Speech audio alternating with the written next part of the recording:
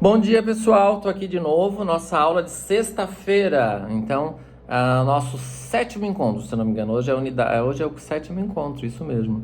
Pessoal, só para ficar claro, para vocês não ficarem chateados, eu não tô respondendo o WhatsApp, por quê? Vocês sabem que eu tô à frente do Covid-19 para evitar a disseminação no meu município e eu não tenho horário para sair. Eu entro, às vezes trabalho 48 horas e o tempo passa e eu não consigo olhar o celular. O celular, ele está sendo usado como ferramenta de orientação lá no município também. Então, meu celular está com muitas mensagens. Então, eu não vou conseguir responder vocês por lá. Peçam para o líder, e só o líder, me mandar e-mail. E é através do e-mail, líder, aguenta aí um tempinho as perguntas, não manda e-mail com cada resposta, com cada pergunta que vir. Aguenta uns 3 dias, junta as perguntas e dúvidas, manda para mim que eu respondo, tá bom? Porque daí é mais fácil para mim. O WhatsApp não dá, porque é meio chato eu ficar no WhatsApp toda hora, que eu tô online toda hora para responder a população e aí eu não consigo responder vocês porque tem uma demanda grande, enfim, a gente tá num caos, né? Tô em isolamento social, mas não se preocupem, eu não tenho nenhuma sintomatologia. Meu isolamento se dá porque eu tenho contato direto com pessoas que estão infectadas, então eu não posso correr o risco de infectar outra pessoa, tá bom? Vocês estão recebendo um arquivo que é um PDF. E eu vou trabalhar com vocês hoje o slide 24. Eu estou mandando em PDF porque fica mais fácil para mandar, tá bom? Nós vamos falar sobre o diagnóstico da Nanda, tá? Bom, o que eu tenho no diagnóstico? Nós já vimos bastante isso, mas eu quero refletir com vocês novamente, porque é o que vai ser de importante, geralmente que vocês mais vão ter dúvidas.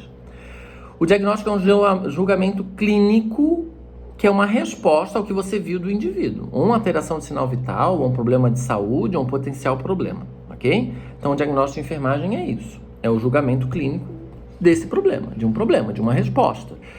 Pode ser uma resposta física, vale lembrar, ou um social, ou socioeconômica, ou espiritual, ou um potencial risco, né?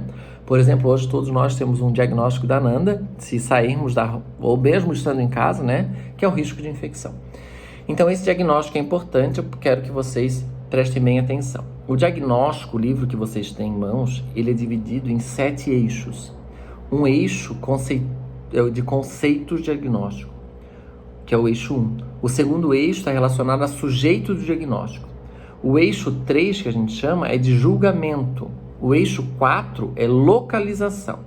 O eixo 5 trabalha com idade, o eixo 6 trabalha com tempo e o eixo 7 com situação do diagnóstico. Se ele é real, se ele é de risco. É muito semelhante ao CIP nessa parte de eixos, mas nós vamos focar agora só no Nanda, tá? Além dos eixos que eu falei para vocês, total de 7 eixos, nós também trabalhamos com domínios, que é como muitas vezes eu procuro no livro, por exemplo, diagnósticos. Nós temos o domínio de promoção da saúde. Então, os diagnósticos relacionados à promoção da saúde, intenção ou déficit, ou enfim, aí vocês vão encontrar no domínio 1. Lá no livro, quando vocês procurarem, ele vai estar na beirinha do livro, lá com uma coloração mais escura, escrito domínio 1. O 2 está referente à nutrição. Então, todos os diagnósticos que eu procurar, que são déficit de nutrição, ou excesso de nutrição, ou um HGT baixo, uma hipoglicemia, provavelmente podem estar nesse domínio, que é o domínio 2. O domínio 3 está relacionado à eliminação e troca. Isso envolve a parte respiratória. Por exemplo, hoje, então, se eu passar para vocês uma atividade com paciente respiratório, a gente, então, vai trabalhar com esse domínio também. O domínio 4 são de atividades e repouso, domínio 5, percepção e cognição, o domínio 6, alta percepção, o domínio 7, papéis e relacionamento, o domínio 8, sexualidade, o 9, enfrentamento e tolerância ao estresse, o 10, princípios de vida, o 11, segurança e proteção, o 12, conforto e o 13, crescimento. Diagnósticos de enfermagem, Nanda, composto por 7 eixos e 13 domínios, ok? Importante a gente conhecer para saber trabalhar com o diagnóstico. Geralmente, como que é estruturado esse diagnóstico? Bom, primeiro, eu tenho um título do diagnóstico, ok? Que ele vai fornecer o nome para aquele diagnóstico, por exemplo, risco para infecção. Aí eu vou ter a definição. Então, sempre que vocês acharem um diagnóstico, esse diagnóstico é perfeito, é isso que vai se encaixar. Não, você tem que ler a definição. A definição entra dentro do que o seu paciente tem, vocês têm que ler a definição para saber. Depois, as características que vão definir. Quais são as características que o paciente tem que ter? São as evidências clínicas que eu descrevi na minha evolução, lá na primeira etapa de sistematização, na coleta de dados, anamnese mais exame físico, tem que ter, tá? Os fatores relacionados também tem que ter relação, senão eu não posso considerar esse diagnóstico, mesmo que ele seja lindo, perfeito, mas não posso, tá? Nos diagnósticos de risco é um pouco diferente, porque eu tenho os fatores associados, fatores de risco, né? Mas mesmo assim, se não tiver esses fatores, eu não consigo.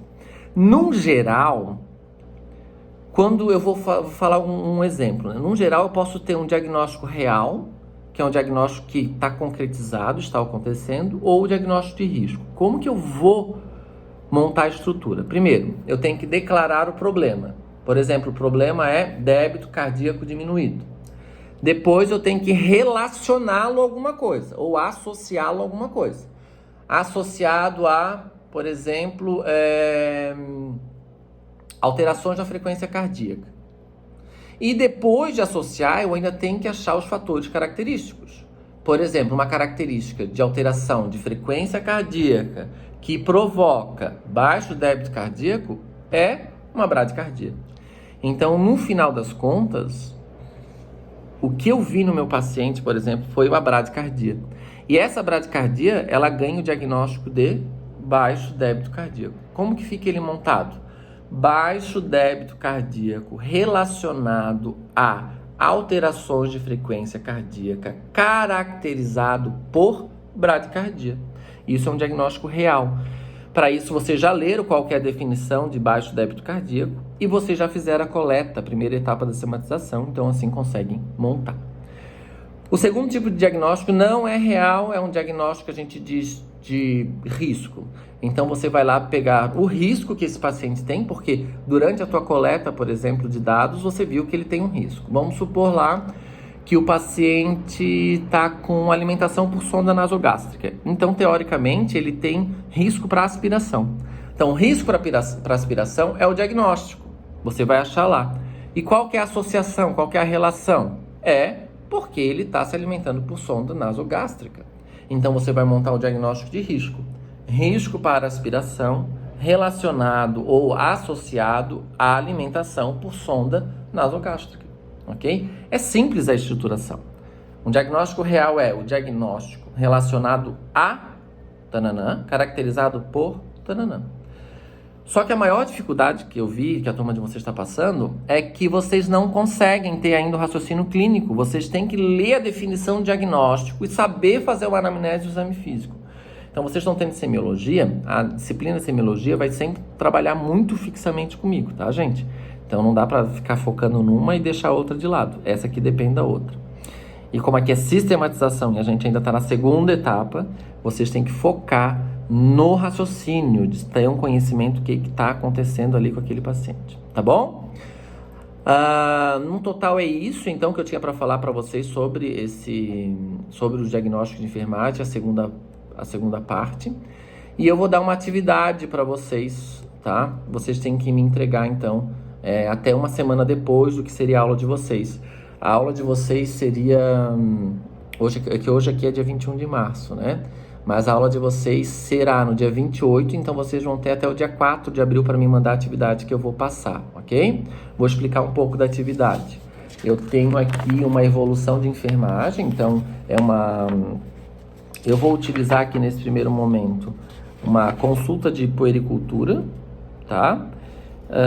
Não, minto. Eu vou utilizar algo mais atual, né, gente? Vamos trabalhar com algo atual? Então, eu vou mandar para vocês um caso que eu peguei ontem de uma paciente que ligou para o Alô Saúde e ela estava com uma síndrome de insuficiência respiratória e ela entrou em isolamento por causa do Covid, né? Uma suspeita de Covid. Uma situação bem difícil porque acabou infectando também as crianças que tinha na casa e tal. É uma situação bem delicada. Então, eu vou mandar para vocês um breve relato. Não vou fazer muito complexo, porque, né, apesar do estado dela ser bem complexo, mas eu vou mandar para vocês de uma forma mais sucinta. E vocês têm a atividade de fazer o quê? O diagnóstico de enfermagem em relação a essa paciente, tá bom? Eu vou colocar no final do nosso slide, tá? Eu vou colocar lá no slide 42, para vocês praticarem, tá bom? Fiquem com Deus. Isolamento social não é férias.